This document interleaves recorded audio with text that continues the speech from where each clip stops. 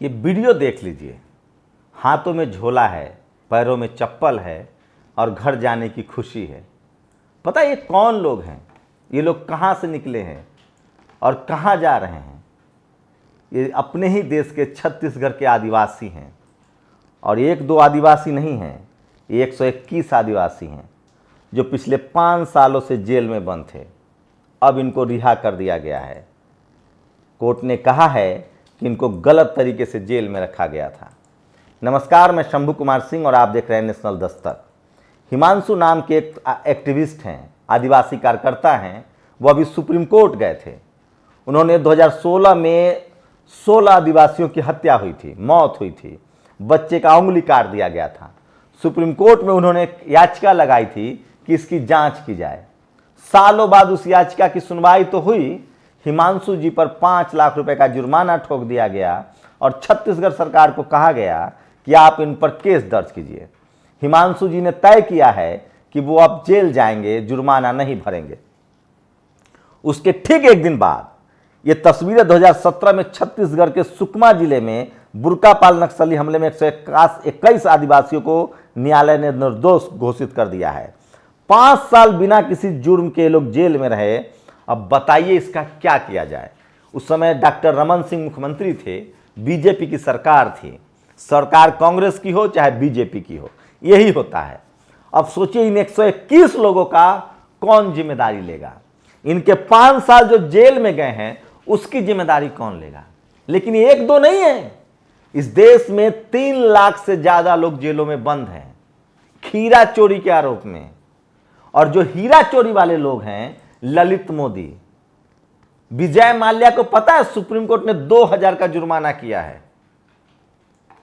नीरव मोदी, मेहुल चौकसी, संदेश राय जो करोड़ों अरबों रुपए लेकर भाग गए इस देश में सबसे ज्यादा विजिलेंस का छापा SC ST OBC माइनॉरिटी के कर्मचारियों पर पड़ता है। इस देश में पटना में 3 मुसलमान गिरफ्तार होते हैं, बिना किसी प्रूफ के उनको आतंकवादी कहा जाता है। अभी साबित नहीं हुआ है, आरोपी भी नहीं लिखा जाता है, सीधे आतंकवादी, जबकि उन पर आरोप लगा है। इस देश में 90% मुसलमान जिनको आतंक के आरोप में गिरफ्तार किया जाता है वो बाइज्जत बरी होते हैं, लेकिन उनका 5 साल 10 साल 15 साल जेलों में कट जाता है। इस देश के तमाम जेलों में, दिल्ली में हो चाहे बिहार में हो चाहे राजस्थान में, इस देश के तमाम जेलों में 3 लाख से ज्यादा SC ST OBC माइनॉरिटी के लोग बंद है और कोई फैसला देने के लिए तैयार नहीं है। इसी तरह से इनकी पीढ़ियां जेलों में निकल रही है, लेकिन कोई बात करने के लिए तैयार नहीं है। जुडिशियरी पर किनका कब्जा है, ब्यूरोक्रेसी पर किनका कब्जा है, पुलिस पर किसका कब्जा है? इस देश में जातिवाद का ये जहर है, लेकिन इसके खिलाफ कोई बात करने वाला नहीं है। और जब कोई बात करने वाला होता है तो उसको जेल में डाल दिया जाता है या 5 लाख का जुर्माना कर दिया जाता है। कौन हिसाब देगा इन आदिवासियों का? और ये सिर्फ 121 आदिवासियों का मामला नहीं है साहब, इस देश में ऐसे लाखों लोग हैं। 3 लाख से ज्यादा का आंकड़ा है, 3 दिन पहले से आंकड़ा चल रहा है, जो लोग ट्रायल के नाम पर जेलों में बंद हैं।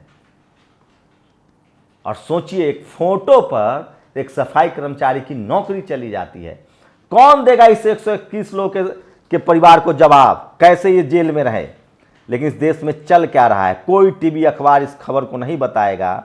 ये देखिए, मैं नहीं कह रहा हूं, दिल्ली में 14,506, जम्मू कश्मीर में 3,717, बिहार में 44,187, पंजाब में 15,643, उड़ीसा में 15,619, पूरे भारत में 3,71,848 जो कैदी हैं वो अंडर ट्रायल हैं। दिलीप मंडल कहते हैं कि जो जज 2 साल के अंदर सजा न सुना पाए उस जज को बर्खास्त कर देना चाहिए। सोचिए, ये आदिवासी देखिए, इनके चेहरे देखिए, इनकी हालत देखिए। 121 की संख्या में ये जेलों से निकले हैं और ये अपने घर जाएंगे, अपने परिवार के पास जाएंगे। क्या कहेंगे ये? कौन लौटाएगा इनका 5 साल? कौन जवाब देगा इनके बच्चों को, इनके परिवार को कि इनकी जुल्म क्या थी? और कौन है इसके लिए जिम्मेदार? क्या उसको सजा मिलेगी? नहीं। इस देश में सब कुछ अंधेर गर्दी की तरह चल रहा है, उसकी वजह हम हैं।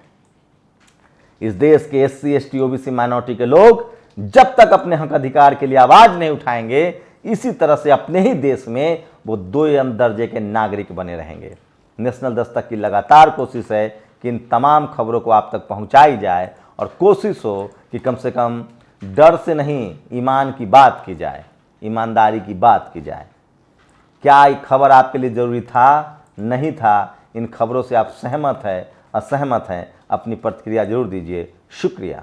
नेशनल दस्तक की आपसे गुजारिश है कि अगर इसको बचाना चाहते हैं तो नेशनल दस्तक को सब्सक्राइब करने के लिए रेड कलर के सब्सक्राइब बटन को दबाएं, फिर बेल आइकन की घंटी दबाएं। नेशनल दस्तक को बचाने के लिए बहुत ज़रूरी है कि हर खबर को शेयर करें, लाइक करें, कमेंट जरूर करें।